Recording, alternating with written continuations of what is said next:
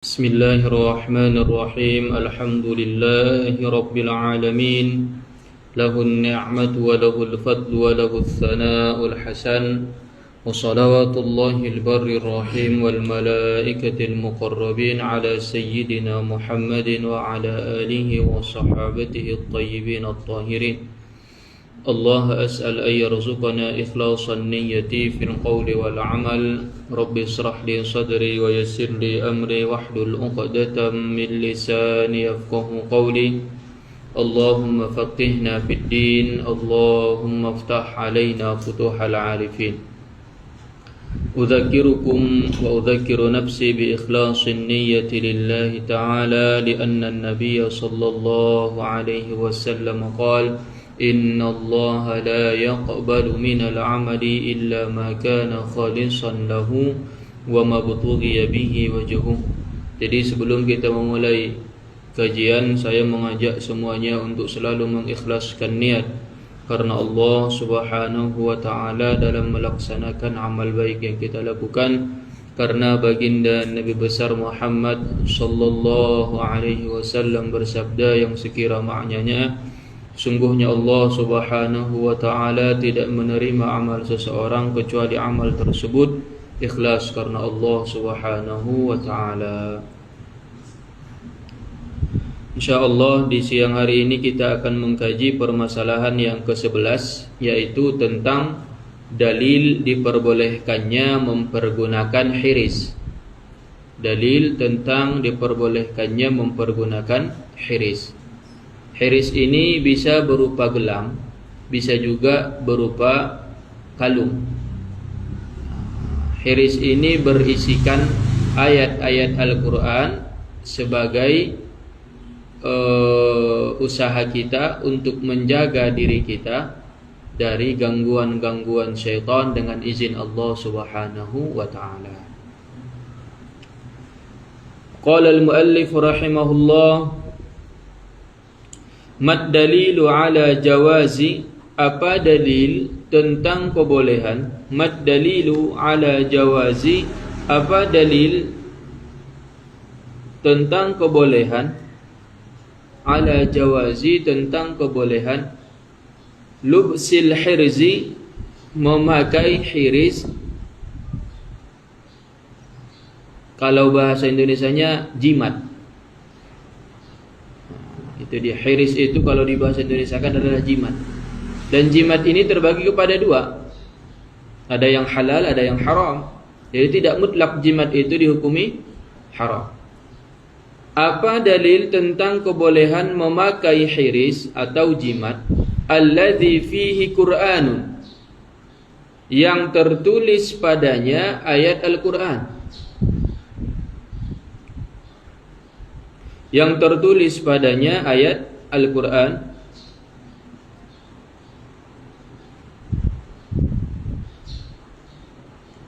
Wa nahwu dzalika, dan yang semisal Al-Quran, seperti zikir yang turun dari yang diberikan oleh para ulama, yang dia tidak termasuk dari bahagian Al-Quran, atau zikir-zikir yang diajarkan oleh baginda Nabi, Masya Allah kana wa ma lam yasha' lam yakun. Atau misalkan la haula wala quwwata illa billahil aliyyil azim. Atau misalkan radina bil, atau raditu billahi rabba wa bil islami dina wa bi muhammadin nabiyya wa rasula. Ini kan zikir-zikir yang tidak ada di Al-Quran, tapi diajarkan oleh baginda Nabi. Wa laysa dzalika fihi talasimu muharramatun, dan tidak ada di dalamnya tulisan-tulisan yang diharamkan, dan tidak ada di dalamnya tulisan-tulisan yang diharamkan. Jadi apa hukumnya memakai hiris, atau ketika di bahasa Indonesia kan hiris itu adalah jimat, yang di dalam jimat ini tertulis ayat-ayat Al-Quran ataupun zikir-zikir yang warid daripada Nabi ataupun daripada ulama, dan tidak terdapat di dalamnya tulisan-tulisan yang diharamkan, seperti tulisan menyeru kepada menyembah syaitan, atau menyembah api, atau menyembah jin, atau menyembah pepohonan, ataupun hal-hal yang diharamkan, tidak ada di dalamnya. Ada itu kan kadang-kadang ketika kita buka jimat itu ada tulisan-tulisan, ada kadang-kadang kode-kode, ada gambar ini, ada gambar kecoa, ada gambar itu. Pernah lihat jimat enggak? Tidak pernah. Lihat nanti searching di Google. Itu ada beberapa tanda-tanda, kita tak paham itu apa tanda itu. Kalau yang seperti itu kita tidak boleh memakainya. Tapi kalau di dalamnya terdapat tulisan Al-Quran, wa nunazzilu minal Qur'ani ma huwa shifaa'un wa rahmatun lil mu'minin, misalkan. Atau misalkan Allahu la ilaha illa huwal hayyul qayyum, itu ayat kursi misalkan tertulis di situ. Atau misalkan ayat surah Al-Baqarah ayat 1 sampai ke ayat ke-5. Itu terdapat di dalam hiris tersebut, jimat tersebut. Boleh tidak hiris ini atau jimat ini dipakai? Boleh. Kenapa? Karena di dalamnya adalah ayat-ayat Al-Quran. Atau di dalam hiris tersebut atau di dalam jimat tersebut ada zikir yang warid daripada Nabi atau warid daripada para ulama. Seperti apa zikir? Bismillahilladzi la yadurru ma'asmihi syai'un fil ardi wala fis sama' wa huwas sami'ul alim. Atau misalkan a'udzu bikalimatillahi tammati min syarri ma khalaq. Atau tahassantu bidzil izzati wal jabarut wa qasamtu bi rabbil malakut, misalkan. Atau misalkan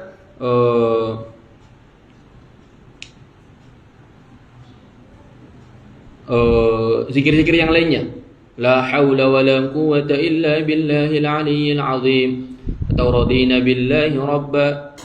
Zikir-zikir ini yang disebutkan yang tertulis di jimat tersebut boleh tidak dipakai? Boleh. Apa dalilnya dari Al-Quran? Qala Allah Ta'ala, firman Allah Ta'ala, wa nunazzilu minal Qur'ani ma huwa shifaa'un wa rahmatun lil mu'minin.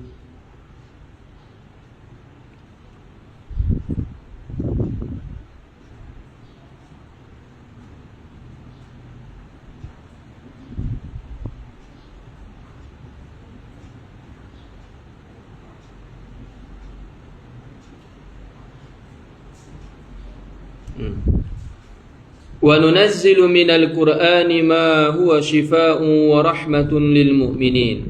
Dan kami turunkan dari Al-Quran, atau kami jadikan dari Al-Quran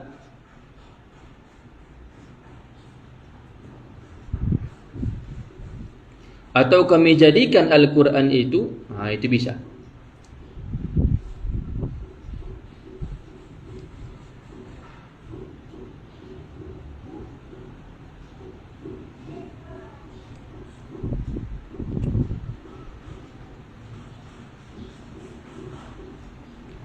Dan kami turunkan dari Al-Quran ma huwa shifaa'un, sesuatu yang menjadi penawar atau obat.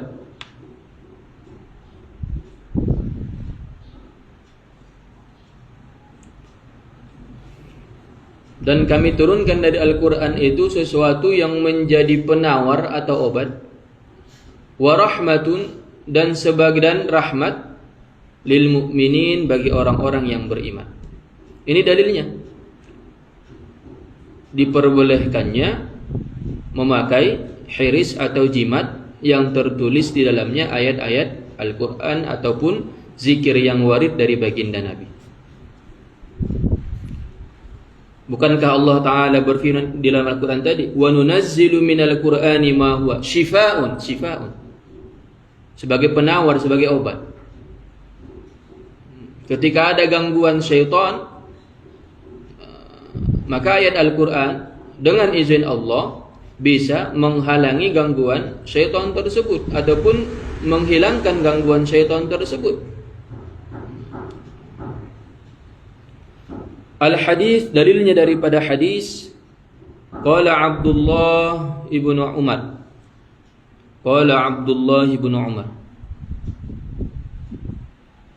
berkata Abdullah putra Umar, Sayyidina Umar bin Khattab,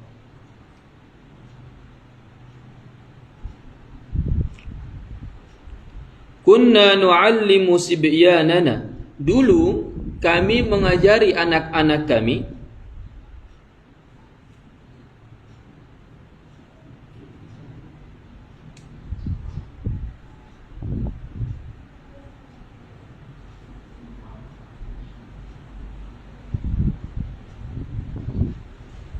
kunna nu'allimu sibyanana, dulu kami mengajari anak-anak kami al-ayati minal Quran, ayat-ayat dari Al-Quran. Maksudnya apa? Sebagai hiris bagi mereka, sebagai penjaga bagi mereka.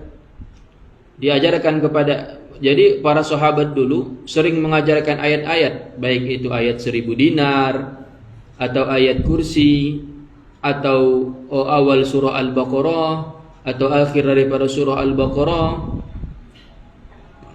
Apa tujuannya? Untuk mereka jadikan sebagai zikir penjaga mereka daripada gangguan jin dan manusia.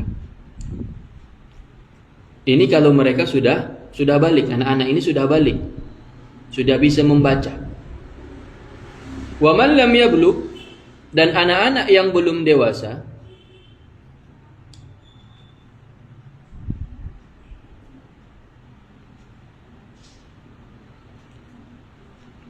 la katabaha ala waraqatin, dan anak-anak yang belum dewasa ini menulisnya, la katabaha ala waraqatin, menulisnya di atas kertas.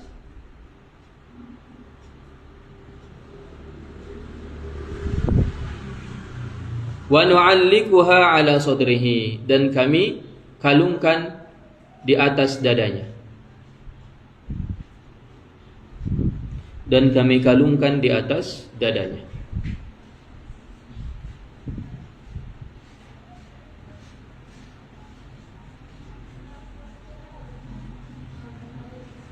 Berarti ini dalilnya tentang kebolehan memakai hiris, baik itu dikalungkan ataupun digelangkan. Baik itu berupa gelang ataupun berupa kalung, boleh. Boleh. Itu kan haram, itu kan tasyabbuh bin nisa. Enggak, ini hiris, bukan emas. Yang haram itu emas. Yang haram itu emas. Ini tidak masalah. Kalau seandainya itu dia haramkan, terus kenapa para sahabat mengkalungkan itu kepada anak-anak mereka? Kalau ada yang bertanya, mereka kan masih anak-anak. Lu, itu bagaimana hukumnya itu? Kalau anak-anak boleh melakukan sesuatu yang dilarang, lalu setelah dewasa tak boleh. Seperti itu. Mana ada hukum seperti itu? Kalau anak-anak diperbolehkan melakukan yang haram, setelah dewasa lalu tidak diperbolehkan. Bukankah mulai dari kecil kita sudah dilarang untuk tidak melakukan sesuatu yang haram? Kalau seandainya memakai kalung itu adalah haram bagi laki-laki, lalu kenapa anak-anak para sahabat dikalungkan ayat-ayat Al-Quran sebagai asbab mencegah mereka daripada gangguan jin dan manusia? Kalau alasannya, itu kan mereka masih anak-anak, belum dibebani hukum. Hukum apa seperti itu? Ketika kecil diperbolehkan melakukan yang haram, ketika besar baru tidak diperbolehkan. Enggak, mulai dari kecil sudah haram dia. Kenapa dibeda-bedakan? Jadi mereka tidak punya dalil. Dalil kita ada dari Al-Quran, wa nunazzilu minal Qur'ani ma huwa shifaa'un wa rahmatun lil mu'minin. Dari hadis, kunna nu'allimu sibyanana ayatan, apa itu, al-ayati minal Qur'an, wa man lam yablugh lakatabaha ala waraqatin thumma nu'allikuha wa nu'allikuha ala sadrihi. Rawahu Tirmidzi, hadisnya diriwayatkan oleh Imam At-Tirmidzi.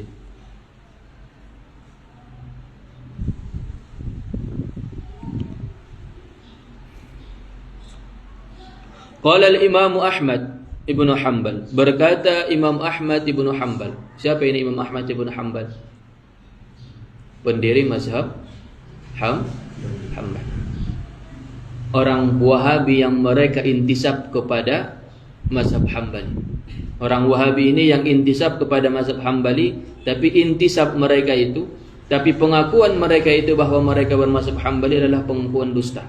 Kalau seandainya memang betul-betul mereka mengikut kepada Imam Ahmad ibn Hanbal, mestinya mereka tidak menentang Imam Ahmad ibn Hanbal. Imam Ahmad ibn Hanbal membolehkan seseorang mengkalungkan hiris, mengkalungkan jimat, tapi mereka mengatakan syirik. Bahkan di Mekah sekarang, kalau kita pergi ke tanah haram, Ketika kita tawaf dan kita memakai hiris, langsung datang mereka membawa gunting. Syirik, syirik, syirik kata mereka. Padahal mereka tidak tahu bahwa di dalamnya itu terdapat ayat-ayat Al-Quran. Mereka katakan ayat-ayat Al-Quran itu syirik. La haula wa la quwwata illa billah.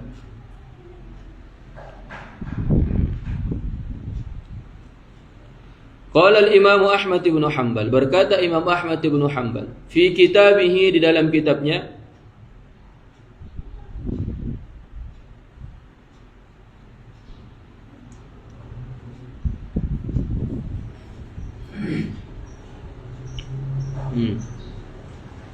dalam kitabnya Al-Ilali wa Ma'rifatir Rijal, fi kitabihi Al-Ilali, bisa dibaca Al-Ilali, bisa dibaca Al-Ilalu.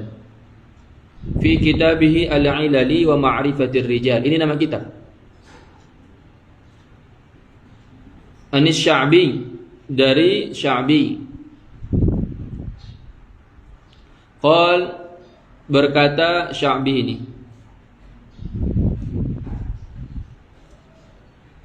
la ba'sa bit ta'widz minal Qur'an, tidak mengapa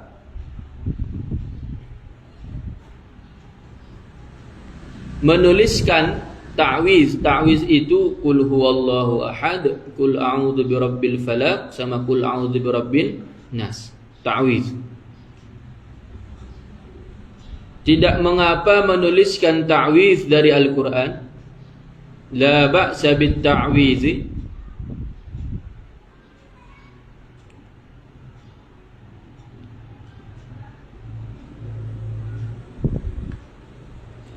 ada apa tadi ta'widz? Yang 3 surah itu tujuannya apa? Untuk perlindungan. Tapi bukan ayat Al-Quran itu yang melindungi, tapi dengan izin Allah Subhanahu wa ta'ala, Allah menjadikan ayat Al-Quran itu sebagai pelindung bagi kita. La dharra wa la nafi'a 'ala al-haqiqati illa Allah. Tidak ada yang memberikan mudarat dan tidak ada yang menolakkan kemudaratan dan tidak ada yang memberikan manfaat kecuali Allah Subhanahu wa ta'ala. Jadi ayat Al-Quran ini sebagai wasilah. Sebagaimana kita minum obat, bukan obat itu yang menyembuhkan. Sebagaimana kita makan nasi, bukan nasi itu yang mengenyangkan. Kalau seandainya nasi itu mengenyangkan, mestinya tak akan ada orang yang banyak makan. Kenapa misalkan si Ibrahim harus 2 piring baru bisa kenyang, sedangkan si Bima cuma 1 piring? Kenapa beda-beda? Kalau seandainya nasi itu mengenyang, nasi itu yang memberikan rasa kenyang, nasi itu yang menciptakan kekenyangan dalam perut kita, kenapa mereka berdua berbeda? Sebagaimana dengan obat. Kenapa obat yang ini cocok sama si Ibrahim, obat yang ini tidak cocok pula sama si Bima? Padahal penyakitnya sama. Kalau seandainya obat itu yang menciptakan kesembuhan, kenapa masih ada orang yang sakit di rumah sakit? Nah, maka tidak ada yang memberikan manfaat dan tidak ada yang menolakkan musibah ataupun kemudaratan kecuali Allah Subhanahu wa ta'ala. Maka ini juga ayat-ayat Al-Quran itu, bukan ayat-ayat Al-Quran ini yang menjaga kita daripada keburukan ataupun yang menolakkan dari kita keburukan. Akan tetapi apa? Dengan izin Allah, dengan kehendak Allah, menjadikan ayat Al-Quran ini sebagai asbab tertolaknya dari kita kemudaratan. Bisa dipahami kan? Jadi apa kata Imam Asy-Sya'bi, la ba'sa bit ta'widz minal Qur'an, tidak mengapa menulis ta'widz dari Al-Qur'an. Ta'widz itu qul huwallahu ahad, qul a'udzu birabbil falaq, qul a'udzu birabbin nas. Yu'allaqu 'alal insan, kemudian dikalungkan kepada manusia. Tidak masalah. Yu'allaqu 'alal insan, kemudian dikalungkan kepada manusia. Itu tidak dikatakan syirik, meminta perlindungan kepada selain Allah, tidak. Kita tetap meminta perlindungan kepada Allah, tapi melalui sebab. Sebagaimana kita meminta kesehatan kepada Allah, tapi melalui obat. melalui dokter. Bukan dokter itu yang menyembuhkan. Kalau seandainya dokter itu yang menyembuhkan, tak akan ada orang sakit di rumah sakit. Kalau seandainya dokter itu yang menyembuhkan, kenapa ada orang yang meninggal? Ya, jadi pikir-pikir kan. Kalau seandainya makanan itulah yang mengenyangkan, kenapa beda-beda orang porsinya? Ada porsi jumbo, ada porsi pertengahan, ada porsi sedikit. Padahal nasi yang menciptakan rasa kenyang, yang menciptakan rasa lapar, yang menciptakan sakit dan sembuh, itu semuanya adalah Allah Subhanahu wa ta'ala. Nasi, dokter, obat, ayat Al-Quran ini adalah asbab saja, adalah wasilah saja. Bisa dipahami kan?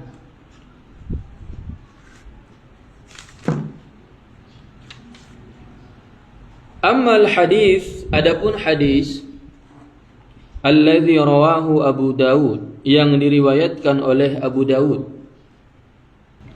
Innar ruqa, sesungguhnya ruqa atau jampi-jampi. Itu sebetulnya sama seperti hiris juga, sama seperti jimat. Dibuat aja jimat. Sungguhnya jimat, innar ruqa.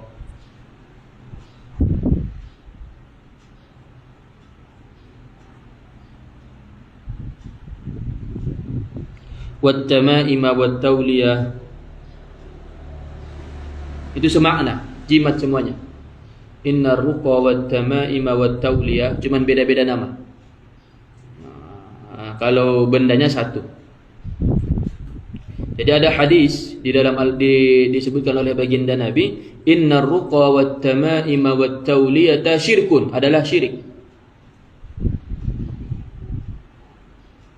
Ini dalil dijadikan oleh orang Wahabi tentang mengharamkan kita memakai hiris. Mereka tidak paham maksud daripada hadis ini. Mereka tidak paham maksud daripada tujuan baginda Nabi menyebutkan ini. Mereka hanya itulah pentingnya berguru. Itulah pentingnya berguru supaya kita paham apa yang kita pelajari.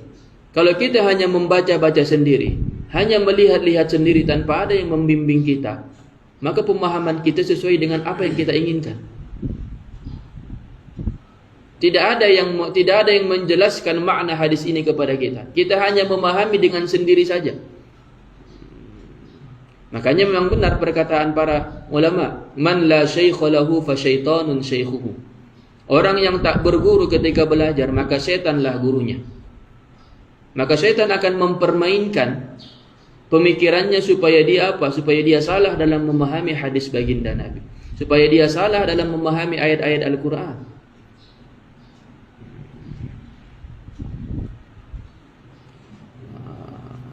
Man la syaikha lahu fa syaitanun syaikhuhu. Orang yang tak ada gurunya ketika belajar, maka syaitanlah gurunya. Kenapa? Karena potensi untuk salah dalam memahami ayat Al-Quran ataupun hadis tanpa berguru itu sangat besar sekali potensinya. Kamu misalkan, okelah kamu punya dasar keilmuan, kamu bisalah nahwu sorof dan pahamlah bahasa Arab. Tapi siapa yang menjamin bahwa kitab yang kamu baca itu tidak selamat daripada kesalahan cetak? Ada kan kadang-kadang itu buku itu tersalah dia cetakannya. Atau misalkan terjadi penyelewengan di kitab tersebut. Terjadi penyelewengan di kitab tersebut. Padahal kitab aslinya tidak seperti itu, tapi karena gara-gara tangan-tangan yang tidak amanah, orang-orang sesat, mereka memasukkan pemahaman mereka ke kitab tersebut. Dan kita tidak tahu. Bagaimana kita tahu bahwa kitab itu telah ditahrif? Kalimat itu telah dimasukkan ke dalam kitab tersebut. Kalau tidak dengan guru. Guru itu pastinya dia sudah belajar kepada gurunya yang sebelumnya tentang kitab ini juga. Bisa dipahami kan? Itulah pentingnya berguru. Maka potensi kalau kita membaca buku tanpa belajar, tanpa berguru, kita hanya baca-baca saja. Potensi salahnya sangat besar sekali. Bisa jadi kita salah paham, atau bisa jadi kitabnya terjadi penyusupan di dalamnya, atau salah cetak, atau misalkan dimakan rayap karena terlalu lama, seperti kisahnya ada seorang Tuma Al-Hakim. Ayahnya seorang dokter. Dia tidak pernah belajar kedokteran.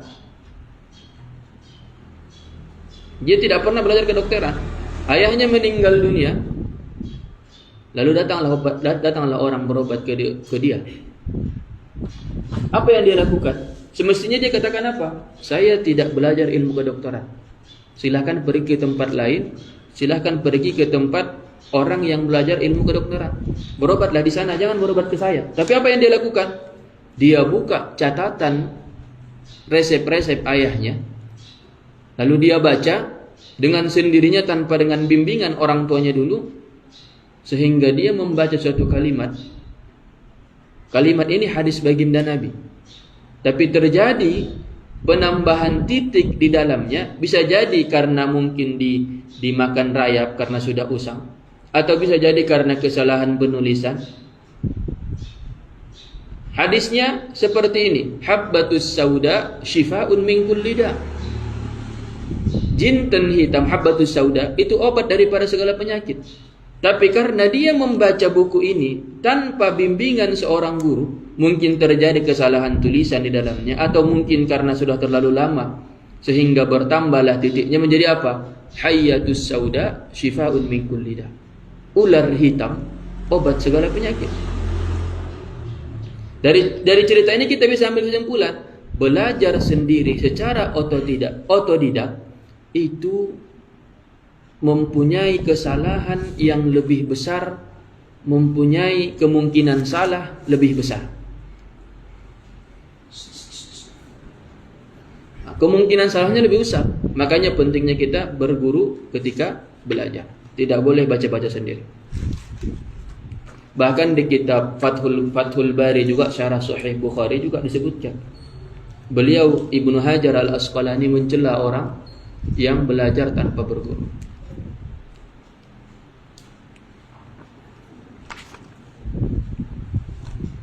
Jadi ada hadis yang disebutkan oleh baginda Nabi, innar ruqa wat tamaima wat tawliyata wat tawliyah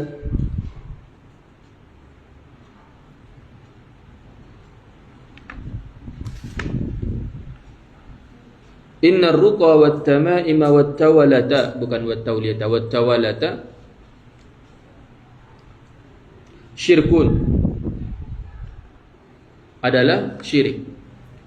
Dari sinilah kelompok Wahabi mereka mengatakan bahwa memakai hiris itu adalah syirik. Karena memang bentuknya sama, cuma isinya beda. Hiris itu isinya ayat-ayat Al-Quran, sedangkan ruqa, tamaim dan tawalata itu isinya sesuatu yang dilarang oleh agama. Falaisa ma'nahu, maka bukan makna hadis ini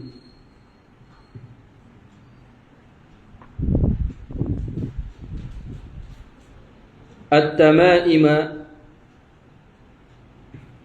wat-ta'awidha, bukan makna hadis ini jimat allati fiha Qur'an, yang ada di dalamnya Al-Qur'an, au zikrullah, ataupun zikir. Jadi yang dikatakan Rasulullah innar ruqa wat tamaima wat tawalata syirkun, itu bukan jimat yang ada di dalamnya Al-Quran. Kalau jimat ataupun hiris yang ada di dalamnya ayat Al-Quran tidak termasuk ke dalam hadis ini. Bisa dipahami? Wat tamaimu ma'rufun ma'nahu fil lughati. Adapun tamaim telah terkenal maknanya, telah terkenal artinya atau maknanya, telah diketahui maknanya di dalam bahasa fil lughati, telah diketahui maknanya di dalam bahasa Arab. Jadi ketika orang Arab mempergunakan kata tamaim, itu sudah ma'ruf bahwa yang dimaksud dengan tamaim sama orang Arab adalah hiris atau jimat yang diharamkan oleh Rasulullah yang tidak ada di dalamnya ayat Al-Quran ataupun zikir kepada Allah. Jadi beda. Kalau dikatakan tamaim, oh itu berarti sesuatu yang tidak ada di dalamnya ayat Al-Quran. Wahiyal hirdu kanatil jahiliyatu tada'uha ala a'naqil gilman. Apa itu tamaim yang terkenal di bangsa Arab itu? Wahiyal hirzu, ialah jimat. Kanatil jahiliyatu, yang orang jahiliyah dahulu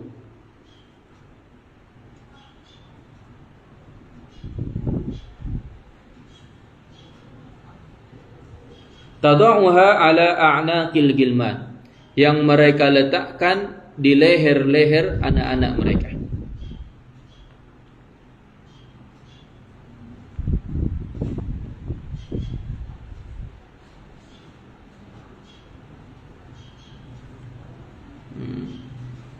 Jadi ketika dikatakan tamaim, bukan maknanya hiris yang dikerjakan oleh para sahabat. Tadi kan di hadis di awal itu, apa itu hadisnya tadi? Kunna nu'allimu sibyanana al-ayati minal Qur'an wa man lam yablugh lakatabaha ala waraqatin wa nu'allikuha ala sadrihi. Itu kan? Jadi bukan ini maksudnya. Jadi tamaim itu tidak terdapat di dalamnya itu ayat Al-Quran ataupun zikir. Inilah yang diharamkan oleh Rasulullah itu. Inilah maksud daripada innat tamaima warruqa wattawalata syirkun. Ini dia. Jimat yang tidak ada di dalamnya ayat Al-Quran ataupun zikir yang warid daripada Nabi ataupun warid daripada ulama. Tapi kalau seandainya ada jimat yang di dalamnya ada ayat Al-Quran ataupun zikir-zikir yang warid daripada Nabi dan para ulama, dan tidak ada di dalamnya tertulis tulisan yang tidak kita ketahui maknanya, maka itu boleh dipakai, maka boleh dipergunakan. Tapi dengan keyakinan bukan jimat inilah yang memberikan manfaat atau menolakkan kemudaratan. Jimat ini hanya sebagai asbab saja, hanya sebagai wasilah saja. Sebagaimana kita minum obat, bukan obat tersebutlah yang menyembuhkan, tapi obat itu adalah asbab ataupun wasilah. Sebagaimana kita makan, bukan makanan itu yang memberikan kenyang, bukan makanan itu yang menciptakan kenyang, tapi Allah Subhanahu wa ta'ala lah yang memberikan rasa kekenyangan di perut kita. Jadi di sini kita, sebelum kita lanjut di pertemuan selanjutnya, jadi hiris atau jimat itu terbagi kepada dua. Ada satu jimat yang diperbolehkan dipakai, yaitu jimat yang di dalamnya ada ayat Al-Quran ataupun zikir-zikir yang warid daripada Nabi dan para Rasul ataupun daripada ulama, dan tidak ada di dalamnya tulisan-tulisan yang kita tidak tahu maknanya. Ini yang boleh dipakai. Yang kedua, jimat yang tidak terdapat di dalamnya ayat Al-Quran, tidak terdapat di dalamnya zikir-zikir yang warid daripada Nabi dan para ulama, dan terdapat di dalamnya tulisan-tulisan yang tidak bisa kita pahami. Bisa jadi menyuruh kepada selain Allah Subhanahu wa ta'ala, maka inilah yang diharamkan. Inilah yang termasuk dari hadis Nabi, innar ruqa wat tamaima wat tawalata syirkun. Sedangkan yang ada di dalamnya ayat Al-Quran ataupun zikir itu termasuk daripada hadis yang disampaikan oleh para yang disampaikan oleh Abdullah ibnu Umar, bahwa mereka mengalungkan ayat-ayat Al-Quran di atas dada ataupun di atas atau di tengkuk-tengkuk anak-anak mereka. Bisa dipahami kan? InsyaAllah kita sambung di pertemuan selanjutnya, karena nanti mau ngaji pula ibu-ibu kan, biar terkejar waktunya.